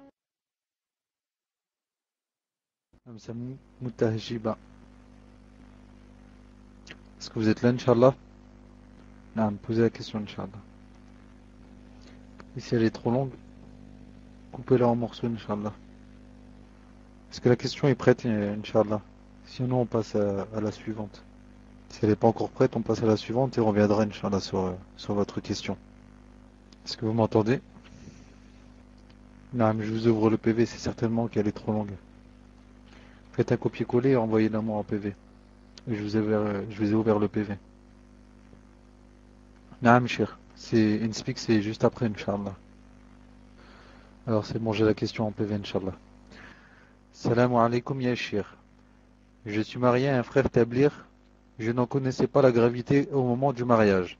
Puis par la suite, j'ai découvert la da'wa salafiyya. De ce fait, je lui ai fait nasiha, ainsi que des frères de son entourage, pour qu'il quitte le tablir. Mais rien n'y fait. S'ajoute à cette bid'a un péché qu'il commet quotidiennement. Ces deux facteurs n'ont fait que nous éloigner l'un de l'autre depuis quelques mois. Entre parenthèses, il n'arrive plus à quitter ce péché depuis des mois. Puis dernièrement, il veut divorcer pour la raison qu'il n'a plus de sentiments et qu'étant donné que le péché qu'il commet quotidiennement lui prend tout son temps, il n'a plus le temps pour aller travailler et de ces faits, il n'arrive plus à assumer le foyer ni m'assumer. Donc actuellement, il veut me divorcer pour le manque de sentiments. Que lui conseillez-vous, Yachir? Et en ce qui concerne la période de viduité, dans le cas du divorce, il ne pourrait pas m'assumer, entre parenthèses, pas de travail ni de situation. Comment faire dans ce cas? Puis-je faire la période chez mes parents? Barakallahu fikum ya Cheikh, qu'Allah Azza wa Jal vous préserve. Amin. Tfadal Cheikh. Alaykoum salam wa rahmatullahi wa barakatuh. Alaykoum salam wa rahmatullahi wa barakatuh. Est-ce que, puisque cette personne dit, que lui conseillez-vous? Est-ce que, donc moi je vais poser une question. Ça veut dire, est-ce que lui il est en train de m'entendre? Ou bien que vous allez lui transmettre? Non, ou bien que vous allez lui transmettre. J'entends, Inch'Allah, votre réponse. Est-ce que vous m'entendez d'abord? Il n'est pas là. Vous m'entendez, Muslim? Je vais transmettre, d'accord. Je dis d'abord, Bismillah ar-Rahman ar-Rahim, wa salatu salam, ashraf al-mursalin. Entre parenthèses, j'aurais aimé que ça soit lui qui entende, mais comment dire de la ghalb. Non, il faudrait qu'il sache que le minhaj qu'il suit dans le tablir, c'est un minhaj dévié, faux et d'innovation. Et que il n'y a jamais eu de tablir en ce sens en islam. Non, comme ça, il y a 40 jours et dire des invocations et des évocations qui n'ont rien à voir avec l'islam et beaucoup d'innovation. Sans parler de ce qu'ils font dans les tombes et les tawassul qui ne sont pas permis, etc. Cette secte-là est pleine d'innovation et bien sûr dans cette secte-là, on n'apprend pas d'islam. On n'apprend rien dans le din. On dit seulement Riyad Salihin et on a aussi un autre livre qui s'appelle Nisab Tabliri ou le Tablir Nisabi, ça s'arrête là. On n'apprend rien ni dans la Aqida, ni dans la Sharia, ni dans rien. On est tout le temps en train de piétiner sur le bon comportement et l'islam c'est le bon comportement et faire la da'wa. On fait la da'wa avec quoi? On n'a pas de ilm, on n'a pas de science. Comment je peux faire la da'wa? Un jahel peut-il faire la da'wa? Est-ce qu'un jahel peut faire la da'wa? Allah Ta'ala dit dans le Coran, قُلْ هَلْ عِنْدَكُمْ مِنْ عِلْمٍ فَتُخْرِجُوهُ لَنَا. Dites, est-ce que vous avez de la science? Alors faites-nous la sortir. En islam, on ne peut pas dire je suis savant alors que je n'ai rien dans la tête. Si je suis savant, je dois la faire sortir. Je dois avoir des élèves, je dois avoir des cassettes, je dois avoir des livres, je dois avoir des débats, je dois. قُلْ هَلْ عِنْدَكُمْ مِنْ عِلْمٍ فَتُخْرِجُوهُ لَنَا. Si vous avez de la science, alors faites-la sortir, comme a dit Allah Ta'ala dans le Coran. Al-Muhim. C'est pas la peine de perdre de temps donc de dire que les tabliriyoun, il faut qu'ils reviennent vers Allah subhanahu wa ta'ala, ils changent de minhaj et reviennent vers la sunna du prophète sallallahu alayhi wa sallam, le vrai minhaj salaf radiyallahu ta'ala anhum. Maintenant, si jamais il venait à divorcer, et que ce soit lui qui veuille divorcer, et qu'il n'y a pas moyen de passer la période de viduité chez lui, on est obligé de la passer chez ses parents. Il n'a pas comment pour garder la femme dans sa maison. Il n'a pas comment payer le loyer, il n'a pas ceci, il n'a pas où. Dans ce cas, elle ne va pas passer la période de viduité dans un hôtel. Elle va la passer chez ses parents, si elle a des parents. Et si la divorce, bien sûr, la période de viduité est de 3 menstrues. 3 menstrues. Ensuite, quand elle se purifie, elle prend sa douche. Elle est devenue quoi? Elle est devenue mariable. Sauf si bien sûr, c'est elle qui décide, elle lui dit, je te rends la dot et on fait le khula. Si c'est comme ça, ça devient seulement une menstrue. La sœur demande que lui conseillez-vous, surtout pour le divorce à ce frère. Je n'ai pas compris. Je conseille à qui? Au frère ou bien je conseille à la sœur? Est-ce que c'est vraiment valable les sentiments? Naam, si en islam,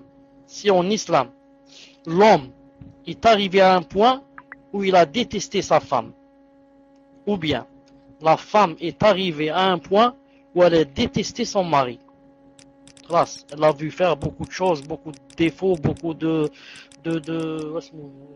d'innovations, au point où elle a détesté, il est permis dans ce cas de demander la séparation ou de divorcer si c'est un homme. Naam. Et le hadith, vous connaissez, de la femme qui est allée au messager de Allah et qui a dit « Je n'ai rien à reprocher à mon mari, sauf que j'ai peur de quoi? J'ai peur du kufr dans l'islam, c'est-à-dire je le déteste maintenant, à cause bien sûr de son physique, et que j'ai peur de ne pas lui donner ses droits. » Et le messager de Allah a demandé qu'il lui rende la dot et qu'il se sépare. Il est possible en islam que l'homme déteste sa femme ou bien que la femme déteste son mari, mais bien sûr ils doivent d'abord faire des doigts et demander à Allah Azza wa Jal de faire descendre la sérénité dans le cœur, la quiétude, l'amour, car Allah Ta'ala fait descendre l'amour dans les cœurs. Si jamais ça ne marche pas au point de on ne peut plus lui donner des droits, dans ce cas, la séparation c'est le moindre mal. Bi'idhnillahi Azza wa Jal. Tfadlan Inch'Allah suivant. Donc là on est sur InSpeak. Si vous pouvez enlever le raid d'Al Al-Hakam sur InSpeak, Inch'Allah. D'Al Al-Hakam, posez la question, Inch'Allah. Et tapez 1 lorsque la question est terminée. Assalamu alaikum wa rahmatullahi wa barakatuh. Taqabbalallah mina wa minkum. Cheikh, avec une personne, on a écouté un dars où vous parliez des Khawarij. Pourriez-vous nous dire qui sont les Khawarij d'aujourd'hui, s'il vous plaît? Et qui en sont les leaders actuels? Est-ce que vous pouvez dire de Al-Wala wal-Bara? Barakallahu fik ya Cheikh. Wassalamu alaikum wa rahmatullahi wa barakatuh. Tfadal Cheikh. Wa alaikum salam wa rahmatullahi wa barakatuh. Naam, les Khawarij, ce sont des gens qui se rebellent contre le gouvernement musulman. Le premier Khariji, c'était, comme tout le monde le sait, Dhul Khuwaysira, au temps du messager d'Allah sallallahu alayhi wa sallam. Quelqu'un s'est déjà révolté contre le messager d'Allah alayhi wa sallam et l'a accusé. Il l'a accusé qu'il était injuste, il était impartial, parce que le messager d'Allah venait de disperser quelque chose qu'il avait reçu d'or. Ali ibn Abi Talib lui avait envoyé de l'or d'un autre pays, après avoir conquis ce pays. Donc, quand il a commencé à donner cet or, un peu à celui-là, un peu celui-là, il y a quelqu'un qui a dit à Rasulullah, tu n'as pas été juste et légal. Allah al-Musta'an, subhanallah. Le messager d'Allah, on lui dit, tu es juste, tu n'es pas juste, tu n'es pas équitable. Subhanallah al-Azim, subhanallah al-Azim. Qu'Allah Azza wa Jal nous en préserve. Bien sûr, le messager d'Allah lui a dit, donc si moi je suis injuste, qui serait juste? Ensuite, l'autre, quand il est parti, bien sûr, il a dit, sallallahu alayhi wa sallam, de la descendance de celui-là, vont venir des gens, et il les a cités, il a donné leur description, des gens qui vont lire le Coran, qui ne va pas dépasser leur gosier. C'est-à-dire, c'est juste, ils ont une belle lecture, une belle récitation. Mais le Coran ne dépasse pas les gosiers, il ne descend pas jusqu'au cœur. Le Coran, il doit être dans le cœur, pas dans la bouche. Et il a dit, ils feront la salat au point où, quand vous les verrez, vous allez dire, moi je ne fais pas la prière, tellement ils font la prière la longue prière, beaucoup de jeûnes, et comme ça. Mais il a dit, ils sortiront d'islam comme sort la lance de comment on dit ça en français, enfin, disons de l'animal sur lequel, par exemple, on jette la lance, du gibier. Non, il a dit, ils sortiront d'islam et n'y reviendront pas. Ensuite, bien sûr, de cet homme-là, c'est venu la descendance qui ont fait quoi? Qui ont tué qui? Qui ont tué Uthman ibn Affan, radiyallahu ta'ala anhu. Qui l'a tué? Ce sont les Khawarij. Le grand chef était venu d'Égypte. Subhanallah al-Azim. Naam, Bishr al-Kinani ou quelque chose comme ça. Ensuite, ils ont fait la guerre à qui? Ils ont fait la guerre à Ali ibn Abi Talib. Ils lui ont dit tu es kafir. Ils ont dit à Muawiyah, radiyallahu ta'ala, tu es kafir. Et, comme a dit le messager d'Allah, ces gens-là vont rester jusqu'à ce que vienne le Messie Dajjal, l'Antéchrist. Donc, Salah 19 et sa clique vont rester, leurs enfants, jusqu'à quand? Jusqu'à vienne le Messie Dajjal, l'Antéchrist, et il a dit alayhi salam, ils seront dans ses rangs. Allahu Akbar. Ils ne viendront pas avec les musulmans. Ils viendront du côté de l'Antéchrist. A'udhu billah, ils seront avec le Messie Dajjal. Pourquoi? Parce que tous les Khawarij, c'est la sunna d'Allah Azza wa Jal, mourront dans l'innovation si ce n'est pas dans le coffre. Tout Khariji mourra ou bien dans l'île du goût. Pour eux, tous les gouvernants qui existent maintenant sur terre, tous les musulmans sont des kuffars.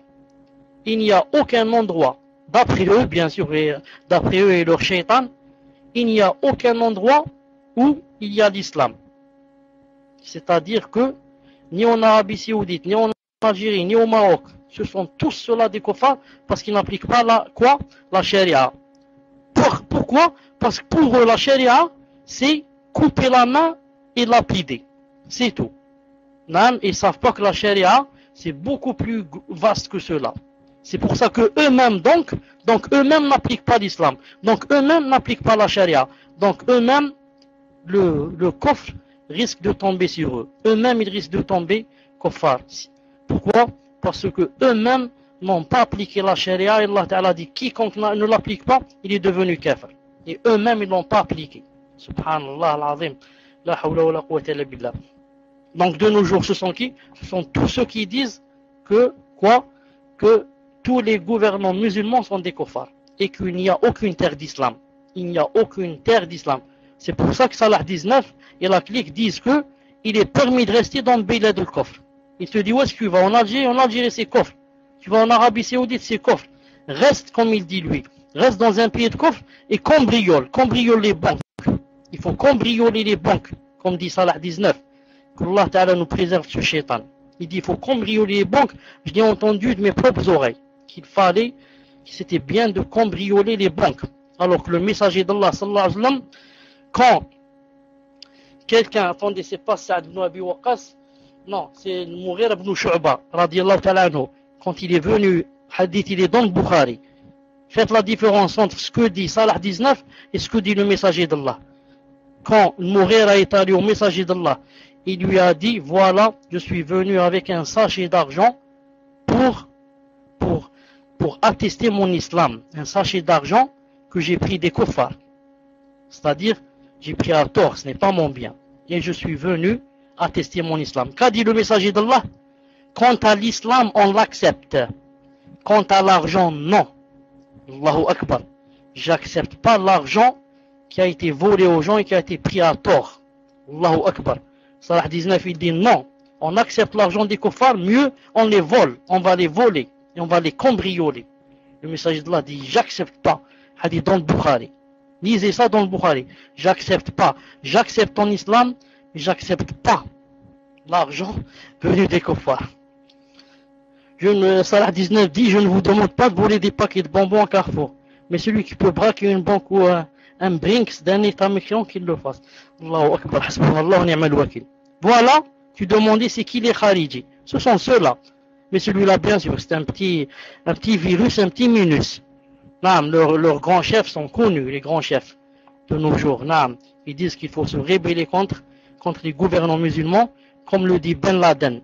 Que Allah Azza wa Jal nous préserve de cette secte. Naam.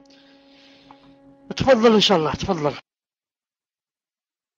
Cheikh, il demande la fin de la réponse, Inch'Allah. Tfadal, Cheikh. Non, la fin de la question, je l'avais oublié. Ensuite, le frère parle ce qu'on appelle l'ouala ou le bara. Non, l'ouala ou le bara en islam, c'est quoi? C'est se désavouer, non, se désavouer de tous ceux qui sont mécréants, non, et font la mécréance. Et on se désavoue aussi de quoi? De ceux qui font les innovations et les innovateurs. Mais comme vous devez le savoir, la mécréance, il y a deux sortes, la grande et la petite. Et les innovations, il y a aussi le haqiqi, il y a la vraie, et il y a l'idafiyya. Il y a l'innovation à quoi annexer, bien sûr. Et dans tout cela, il y a quoi? Il y a beaucoup de détails. Naam. Ceux qui disent qu'on se désavoue des kuffars, etc., bien sûr. On se désavoue d'abord comment? On se désavoue avec le cœur. Naam, avec le cœur. Je n'aime pas le kafir. Pourquoi? Parce que il est contre mon dîn. Mais cela n'empêche pas que Allah Ta'ala, Allah Azza wa Jal, qui m'a demandé de ne pas aimer le kafir, m'a demandé Azza wa Jal d'être juste et équitable avec lui. Allah Ta'ala dit dans le Coran: La yanhaakumullah an alladhina lam yuqatilukum fi ad-din wa lam yukhrijukum min diyarikum an tabarruhum wa tuqsitu ilayhim. Inna Allah yuhibbul muqsitin. Que font les takfiriyon et les khawarij de ce verset? Un verset clair qui dit qu'Allah Azza wa Jal ne t'interdit pas. Allah Azza wa Jal ne t'interdit pas que tu te comportes bien avec un kafir, si quoi? S'il ne te fait pas la guerre. C'est pour ça que les savants font la différence entre le kafir. Le kafir en général, je l'aime pas. En général. Mais il y a kafir et kafir. Il y a kafir qui me fait la guerre et il y a kafir qui me fait pas la guerre. Non? Il y a une grande différence entre celui qui me fait la guerre, qui me tue mes enfants et tue ma communauté, et le kafir qui est en face de moi, qui voudrait apprendre l'islam et qui, même quand je suis en panne, il veut m'aider. Il y a une grande différence entre ces deux-là. Seul quelqu'un qui a perdu la raison qui dit qu'il n'y a pas de différence. C'est pour ça que Allah Ta'ala lui-même fait la différence entre les kuffars en enfer. D'ailleurs, l'oncle du messager d'Allah Azza wa Jal, qui est un kafir, ne sera pas dans le même châtiment en enfer que Abu Jahl et Abu Lahab. Naam. Les trois sont des kuffars, mais l'oncle du messager d'Allah ne sera pas comme sera l'autre, c'est-à-dire Abu Jahl et Abu Lahab. Pourquoi? Parce que l'oncle du messager d'Allah, tout en étant kafir, a aidé son petit-fils, là, comment il s'appelle? Il l'a aidé, naam. Il a éloigné de lui beaucoup de fois, on a essayé de le tuer, on a essayé de le frapper. Naam, le juste fait la différence entre les kuffars. Celui-là, c'est un kafir, mais il a aidé. Il n'a pas pris des armes contre les musulmans comme a fait Abu Jahl et Abu Lahab. C'est pour ça que celui qui ne fait pas la différence entre les deux, et qui dit que tous les kuffars sont la même chose, naam. Et il y a un cours de Cheikh Mohsin Al-Abbad, il divise les mécréants en 5 catégories. Naam, les mécréants, ils se divisent en harbi, celui qui fait la guerre. On se divise les gens du livre, celui qui le mu'ahad, et il y a le dhimmi, celui qui vit avec nous, il paye de l'argent sous l'État islamique, et il y a celui qui il rentre dans notre pays mu'ahad parce qu'il est venu voir quelqu'un, ou là il est venu par exemple se soigner, ou là, naam. Tout cela, si jamais quelqu'un tue l'un de ceux-là, il ne sentira pas l'odeur du paradis, comme a dit le messager d'Allah. Mais les khawarij et les takfiriyon ne savent pas cela. Pour eux, tout kafir est kafir. Naam, il te dit, il n'y a pas de différence. Pour moi, entre un prêtre, par exemple, qui est chrétien, et un juif qui me fait la guerre. Non, il te dit, ou là, un athée qui me fait la guerre. Il te dit, il n'y a pas de différence. Pourquoi? Bien sûr, tout ça, c'est l'ignorance, c'est le djhal. C'est la grande, grande ignorance. Ce sont des montagnes d'ignorance. Des montagnes de quoi? D'ignorance, de ténèbres et d'obscurité. Imaginez imaginez que je m'asseye maintenant et que je commence à parler dans quoi? Que je commence à parler dans la médecine. Imaginez. Je ne connais rien en médecine. Tout juste. Si quelqu'un a mal à la tête, je lui dis achète de l'aspirine. Tout juste. Parce que j'ai entendu ça des milliers de fois. Non. Imaginez que je m'asseye et que je commence à donner des cours. Salam alaykoum salam. Voilà, quiconque qu'il a un mal au cœur, alors qu'il aille boire 3 litres de je ne sais pas quoi, d'eau de javel, il ajoute un peu d'huile d'olive, et je commence à dire n'importe quoi. Naam, subhanallah, imaginez ce que ça va donner. C'est la même chose ce que fait Salah et la clique. Ils s'assoient, ils n'ont jamais ouvert un livre de religion, ni connaissent qu'est-ce que ça veut dire Sahih Bukhari ou la Sahih Muslim. Et ils disent Allah a dit, le messager a dit, Allah a dit, le messager. Mais ils sont très rusés. Vous savez pourquoi ils sont très rusés? Ils ne parlent jamais de fiqh ou bien de aqidah. Non, ils parlent seulement de quelque chose qu'ils appellent tarout. Ils te disent tarout.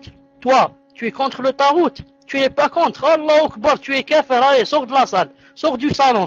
Tu es un shaitan. Direct. C'est moi le musulman. C'est moi qui vais être avec le messager d'Allah. C'est moi qui je vais être avec les martyrs. Toi, il faut sortir du salon. Tu es devenu kafir. Parce que quoi? Tu as dit que Bouteflika est musulman. Ça, tu es kafir. Et voilà, masakin, les gens qui ne savent pas, surtout les jeunes convertis qui rentrent dans leur salon, masakin, ils sont là, ils disent subhanallah, celui-là, c'est sûrement un grand savant. Ah, celui-là, c'est sûrement un grand savant. D'ailleurs, il a dit que X est kafir. Et même, subhanallah, il a l'audace. Il dit que l'Albani, c'est un kafir. Cheikh Ibn Uthaymin, c'est un kafir. Oh, Allahu Akbar. Donc celui-là, il est sûrement plus savant que Cheikh Ibn Uthaymin, c'est sûr. Moi, je suis nouveau dans le passouk. Je ne connais pas cette personne, mais sûrement, je vais demander, on va me dire qu'il est plus savant que Cheikh Ibn Uthaymin et que Cheikh Ibn Baz. Sûrement que cette personne-là, elle doit avoir des livres partout. Elle doit avoir écrit des millions de livres. Et elle a des millions de cassettes. C'est un grand savant celui-là. Bien sûr, il ne sait pas. Jusqu'au jour où on va rencontrer Allah Azza wa Jal. Et vous allez voir Allah Azza wa Jal nous montrera ce jour-là comment qu'il fera de ceux-là des égarés égareurs. Ce sont des égarés égareurs. Des égarés, s'ils étaient seulement égarés, on dirait mais égareurs, c'est-à-dire ils égarent les gens, ils ne les laissent pas apprendre la vraie religion, ils ne les laissent pas adorer Allah Ta'ala, ils ne les laissent pas être dans le minhaj, ils leur mettent des entraves, ils les dévient, ils leur jettent des ambiguïtés, et comme ça. Inch'Allah Ta'ala, j'arrête ici. Bidna Azza wa Jal, il est 23h et quelques. Des gens me disent qu'il y a une cassette qui est sortie contre moi d'un certain takfiri. Il parle de moi où j'ai dit quelque chose qui dit je me suis trompé, je sais pas quoi. Moi j'ai dit que j'avais pas le temps d'écouter ce qu'il a dit. Je n'ai même pas le temps d'écouter. Qu'en est-il pour répondre? Mais puisque beaucoup de gens m'ont poussé, je vous promets que quand j'aurai du temps, je suis malade, j'ai pas le temps d'entendre. Quand j'aurai le temps, je ferai une réplique à ce takfiri. Pour lui montrer que tout ce qu'il a dit, ce n'est que quoi? Ce n'est que du mensonge et ce n'est que de l'ignorance. Je vous laisse, Inch'Allah Ta'ala, d'ici mercredi. Je dis subhanak Allahumma bihamdik, ashhadu an la ilaha illa ant, astaghfiruka wa atubu ilayk. Assalamu alaikum wa rahmatullahi wa barakatuh. Je vous donne rendez-vous à samedi, Inch'Allah Ta'ala. Assalamu alaikum.